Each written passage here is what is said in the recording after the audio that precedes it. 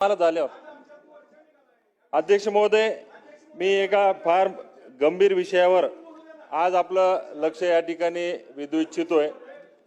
परभणी जिल्हा मध्यवर्ती बँकेच्या वतीने या ठिकाणी फार मोठ्या प्रमाणामध्ये गैरव्यवहार करण्याचा प्रकार मागच्या अनेक वर्षापासून चालू आहे। त्यातल्या काही प्रमुख मुद्द्यांवर मी या ठिकाणी आपलं लक्ष वेधू इच्छितो। अध्यक्ष महोदय, परभणी जिल्हा मध्यवर्ती सहकारी बँकेमध्ये एक मोठ्या प्रमाणामध्ये गैरव्यवहार चालू आहे, ज्यामध्ये अनुकंपा भरती ही मोठ्या प्रमाणामध्ये चालू आहे।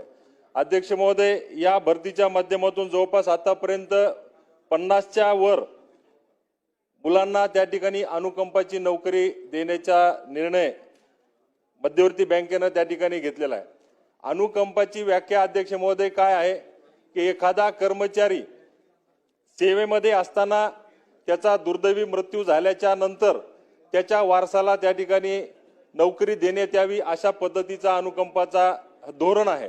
परंतु आमच्या बँकेमध्ये अध्यक्ष महोदय सर्रासपणे एखादा कर्मचारी अनफिट झाला किंवा त्याला अनफिट दाखवलं गेलं, सिव्हिल सर्जनकडे जायचं, त्याच्याकडनं अनफिट प्रमाणपत्र मिळवायचं आणि त्याच्यानंतर त्याला सेवेमध्ये असमर्थ आहे अशा पद्धतीची धारणा धरायची आणि त्याच्यानंतर त्याच्या मुलाला किंवा त्याच्या वारसाला नोकरीत घ्यायचं, लाखो रुपयाचा व्यवहार त्या ठिकाणी करायचा, अशा पद्धतीची भरती मागच्या अनेक वर्षापासून जिल्हा मध्यवर्ती बँकेमध्ये चालू आहे। अनेकदा मी संचालक असल्या कारणानं अनेकदा आक्षेप घेण्याचा प्रयत्न केला, परंतु त्या ठिकाणी जिल्हा मध्यवर्ती बँकेच्या संचालक मंडळामध्ये कसल्याही प्रकारचं आमचा आक्षेप नोंदवून घेतला नाही। माझी विनंती आपल्याला अध्यक्ष महोदय आजच्या निमित्तानं अशी आहे की जे विद्यार्थी होतकरू आहेत, जे विद्यार्थी मागच्या अनेक वर्षापासून स्पर्धा परीक्षा असेल, बँकिंगच्या परीक्षा असेल, याच्यामध्ये अभ्यास करून प्रयत्न करत आहेत, अशा तरुण कार्यकर्त्यांवर, तरुण मुलांवर खऱ्या अर्थानं अन्याय होत आहे। माझी विनंती आहे आपल्या माध्यमातून सहकार मंत्र्यांना, सहकार विभागाला की अशा पद्धतीची झालेली अनागोंदी भरती, गैरव्यवहार हे आपल्या माध्यमातून त्या ठिकाणी हे रद्द करावा। दुसरा विषय असा आहे अध्यक्ष महोदय की प्रोबेशनच्या माध्यमातूनही काही लोकांना त्या ठिकाणी प्रोबेशनच्या माध्यमातून रोजंदारीवर नोकरीचं लावण्याचा त्या ठिकाणी घाट घातलेला आहे। त्या लोकांना नंतर 2 वर्ष 3 वर्ष कायम करून त्यांचा प्रोबेशन पिरियड पूर्ण झाला म्हणून, त्यांचं कार्य चांगलं आहे म्हणून त्यांना त्या ठिकाणी पुन्हा प्रोबेशनच्या माध्यमातून कायम नोकरीला घेण्याचाही निर्णय बँकेमध्ये त्या ठिकाणी घातलेला आहे। त्याच माध्यमातून आता सरळ सेवा भरतीची 152 जागांची भरती IBPS कंपनीच्या माध्यमातून झालेली आहे। अनेक विद्यार्थ्यांनी, अनेक तरुण मुलांनी त्या ठिकाणी अर्जही केलेले आहे, परंतु बँकेचे अध्यक्ष, MD आणि इतर अधिकारी, काही लोक त्यामध्ये अशा पद्धतीचा आर्थिक व्यवहार मोठ्या प्रमाणामध्ये करत असल्यामुळं IBPS कंपनी सुद्धा आज त्या ठिकाणी डागाळलेली की काय अशा पद्धतीची परिस्थिती त्या ठिकाणी निर्माण झालेली आहे अध्यक्ष महोदय। आणि चौथा, अनेक विषय आहेत, पण 4च विषयावर मी या ठिकाणी आपलं लक्ष केंद्रित करतोय अध्यक्ष महोदय। कर्ज वाटप मोठ्या प्रमाणामध्ये जिल्हा मध्यवर्ती बँकेतून होत आहे। ते कर्ज केवळ आणि केवळ काही संचालकाच्या जवळचे नातेवाईक, हितसंबंध, त्यांचे कार्यकर्ते यांच्याशी त्या ठिकाणी कर्ज वाटप मोठ्या प्रमाणामध्ये झालेलं आहे। ते कर्ज असं झालेलं आहे अध्यक्ष महोदय, म्हणजे 50-50 प्रमाणामध्ये त्या ठिकाणी कर्ज वाटप झालेलं आहे।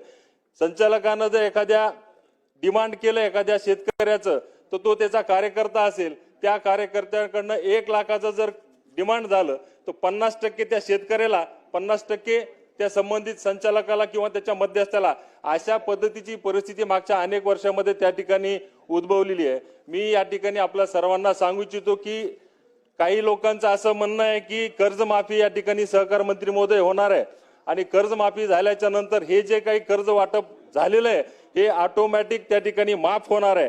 अशा पद्धतीची परिस्थिती असल्यामुळे बेमाप प्रमाणामध्ये त्या ठिकाणी कर्ज वाटप त्या ठिकाणी चालू आहे। माझी विनंती आपल्या या ठिकाणी मंत्री महोदयांना की ह्या अशा गैरव्यवहाराच्या अनेक तक्रारी मागच्या अनेक दिवसामध्ये दाखल झालेल्या आहेत।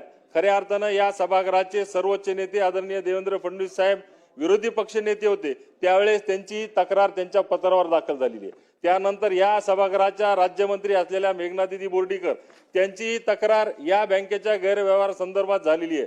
त्यानंतर या सभागृहाचे सिनियर सदस्य, माजी सदस्य रामप्रसादजी बोर्डीकर त्यांची सुद्धा तक्रार या बँकेच्या गैरव्यवहारामध्ये त्या ठिकाणी दाखल झालेली आहे। नंतर मी विधानसभेचा सदस्य म्हणून ही तक्रार दाखल झालेली, अशा अनेक तक्रारी या बँकेच्या विषयी दाखल झालेल्या आहेत। माझी विनंती आहे अध्यक्ष महोदय की सहकार मंत्री महोदयांकडनं या ठिकाणी आम्हाला उत्तर मिळालेलं आहे। उत्तरामध्ये असं नमूद केलेलं आहे की महाराष्ट्र सहकारी संस्था अधिनियम 1960 चे कलम 89 अ आदेश दिनांक 19/9/2025 अन्वये बँकेची तपासणी करण्यासाठी विभागीय सहनिबंधक सहकारी संस्था लेखा परीक्षण छत्रपती संभाजीनगर यांची नियुक्ती करण्यात आलेली आहे।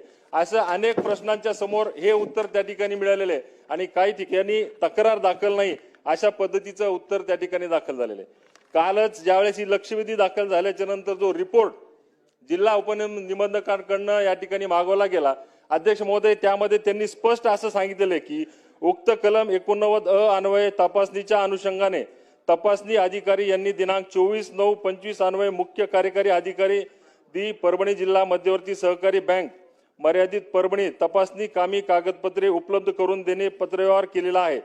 सद्यस्थितीत तपासणी अधिकारी यांच्याशी चर्चा केली असता बँकेने तपासणी कामी कागदपत्रे अद्याप पर्यंत उपलब्ध करून दिली नाही असे चर्चेदरम्यान तपासणी अधिकारी यांनी सांगितले। माझं विनंती आहे सहकार मंत्री महोदयांना की अशा पद्धतीचे मुजोर अधिकारी असतील अनेक वर्षांना जर तक्रारी दाखल करत असतील आणि त्याचा त्या ठिकाणी खुलासा करत नसतील, तक्रारीचं निवारण करत नसतील, तर माझी विनंती आहे की प्रश्न आपल्याकडे आहे की अनुकंप नोकर भरती असेल, प्रोबेशन नोकर भरती असेल, बेकायदेशीर कर्ज वाटप असेल किंवा अन्य ज्या काही बाबी आम्ही या लक्षवेधीच्या माध्यमातून आपल्याकडे मांडलेल्या आहेत त्यामध्ये आपण किती दिवसामध्ये हा निर्णय घेणार चौकशीचा, चौकशी समिती कोणाच्या माध्यमातून आपण त्या ठिकाणी करणार आणि या सर्व तक्रार देऊनही चौकशीला दिरंगाई करणाऱ्या विभागीय सहनिबंधक असतील, जिल्हा उपनिबंधक असतील किंवा इतर अधिकारी असतील यांच्यावर कुठली कठोर कारवाई आपल्या माध्यमातून त्या ठिकाणी केली जाईल आणि किती दिवसामध्ये ती केली जाईल हे आपण सभागृहाला या ठिकाणी अवगत करावे ही नम्र विनंती करतो अध्यक्ष महोदय। धन्यवाद।